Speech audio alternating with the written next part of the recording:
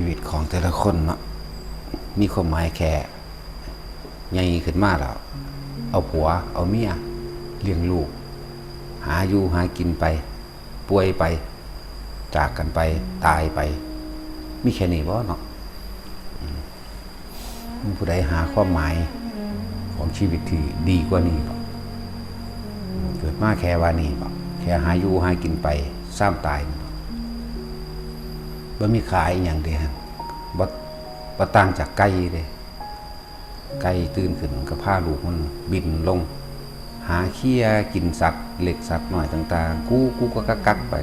คนก็คือกันตื่นขึ้นมากก็คิดมองหากินพวกหาปูหาปลาหากินปูปลาพวกเฮ็ดหน้าพวกเฮ็ดสวนพวกเฮ็ดนั่นก็เพื่อสิหามาเขาจะซื้อกินนั่นแหละสั่นแหละส่งลูกเรียนจบสูงจบนั่นนี่มากเอาผัวเอาเมียก็เพื่อสิหากินแค่นั้นแหละแล้วก็ป่วยไปตายไปบ่ได้ดังใจมีคนนั่นคนนี้คัดขวางผลประโยชน์ของตนโกรธเกลียดแค้นฆ่ากันเท่านี้ชีวิตเนาะเว้นว่าสิมีฆ่าอย่างไรมันมีฆ่าซ้ำไก่เด้ไก่มันยังกินได้นั่นแหละจังว่าจะเลี้ยนสูงปานใดก็ตามเถอะก็เห็นว่าสิ่งที่เลี้ยนมากสิซอยผู้ใดประสบความสุขความมีอยู่มีกินได้จะก็เลี้ยนมากแค่ว่าสิเฮ็ดอาชีพเพื่อสิประกอบอาชีพเจ้าของเองอยู่กับผัวอยู่กับเมียอยู่กับลูกแต่ละมือแต่ละเว้นสารวนแต่ความอยากได้นั่นอยากเป็นนี่ผู้มีลูกบังคับให้เลี้ยนจังสั่นเลี้ยนจังสี่ให้เฮ็ดนั่นเฮ็ดนี่ตามใจเจ้าของตามความเห็นเจ้าของนั่นแหละจบปริญญาตรีเป็นนั่นเป็นนี่โทเอกจบมากหาผัวเมียแล้วก็เลี้ยงลูกเป็นวงจรกันไปเป็นวงจรหมุนวนอยู่อันเก่าเพิ่นเฒ่ามากเขาก็เป็นตาเป็นยายเป็นปู่เป็นย่าเบิ่งลูกหลานเป็นห่วงลูกหลานย่านบ่มีอยู่บ่มีกินแล้วนั่นก็เก็บให้ได้ป่วยเบิ่งกันดูแลกันแต่ว่าก็ผิดใจกันหมุนวนอยู่ซ้ำเก่านี่คือไก่นั่นเคี่ยกินห้างเตียแย่งอาหารกันจิกตีกันตอดกัน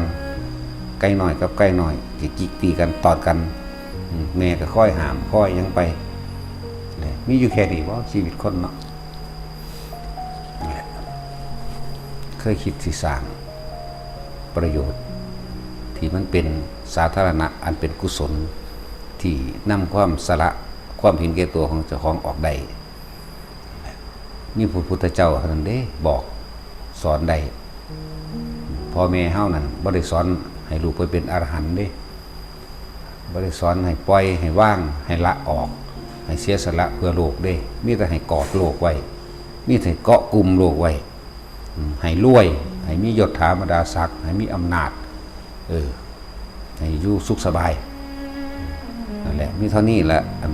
คนทั้งโลกสอนกันก็เลยแล้วก็แล่นหาคำว่าพึ่งสิ่งศักดิ์สิทธิ์กับพึ่งเพื่อกิเลสตัณหาเจ้าของเองพึ่งโดยความเห็นแก่ตัวของเจ้าของเองสิ่งศักดิ์สิทธิ์ใดก็ตามที่คนเข้าใจว่าสิ่งศักดิ์สิทธิ์นั่นแหละแล่นพึ่งหาก็เพื่อสินำมาซึ่งประกอบอาชีพของเจ้าของเองหนุนเจ้าของเองเพื่อให้ได้ลาภสักการะหลายๆเพื่อให้เจ้าของรวยเพื่อให้เจ้าของเป็นนั่นเป็นนี่มีอำนาจเพื่อสิข่มเหงหมู่แต่นั่นแหละชีวิตแล้วก็ตายไปพวกหากินซ้ำตายบ่ตังอย่างดอกกับไก่เคี่ยกินแลนจิกกินหมดกินแม่งไปหาอยู่หากินเจอกันก้อยไก่ครอบครัวนี่พาลูกหากินไก่ครอบครัวนั่นพาลูกหากินไปเจอกันแย่งหม่องเคี่ยกินกันตีกันลูกก็แซวไปคนก็คือกันเลยเวลาไปผิดไปเถียงกันลูกไผลูกมันพ่อไผแม่มันเข้าข้างกันโยกพวกใส่กันตีกันแค่นี้เนาะแหละบ่ได้เห็นบ่ได้ฮู้ว่าความเหตุทั้งใดมันสิออกจากการเวียนว่ายตายเกิดตัวนี้เหตุทั้งใดมันสิออกจากการมาหากินอีกนะจังว่าผู้ใดบ่ฟังธรรมบ่มีทางที่สิรู้ ที่เฮ็ดให้ทำให้ตัวเองพ้นออกจากการมาเกิดแล้วก็หากินสร้างตายการไม่แย่งไม่ชิ่งกันชิ่งเอาคนมั่งชิ่งเอาที่ดินมั่งชิ่งเอาเงินเอาทองชิ่งเอาต้นไม้ชิ่งเอารถชิ่งเอาชื่อเสียงมีแต่แย่งชิ่งเนาะการที่สิสละออกมีบ่เนาะสละออกนั่นแหละจังว่าผู้ใดเห็นไพ่ในการเวียนว่ายตายเกิดผู้ใดเห็นทุกข์ผู้นั้นก็จะเห็นความจริงของชีวิตแต่คำว่าการเห็นเนี่ยต้องเกิดจากการได้ยินได้ฟังผู้ใดบ่ฟังธรรมก็บ่มีทางดอกที่สิหาวิธีออกจากทุกข์ให้เจ้าของได้บ่มีทางเลย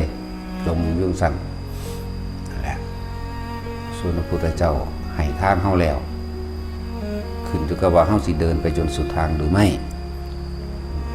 เราเริ่มเดินเฮาสิเริ่มต้นเดินหรือไม่แล้วก็เดินไปให้สุดทางหรือไม่แนะนำเฮาแล้วขึ้นอยู่กับตัวเฮาเองเด้เพิ่นเฮ็ดให้เฮาบ่ได้โอ้ยสิธรรมดาว่ะกว่าสิมาเข้าใจสิ่งนี้ได้ผู้ใดเห็นทุกข์จากหยังล่ะทุกข์อันจากการหิวทุกข์อันเกิดจากความร้อนความหนาวความเจ็บป่วยเป็นโรคนั้นโรคนี้ปวดหัวปวดแขวปวดหลังปวดแข้งปวดขาเมื่อยล้าอ่อนเพลียทุกข์อันเกิดจากกลัวลมพายุฟ้าฝนฟ้าผ่า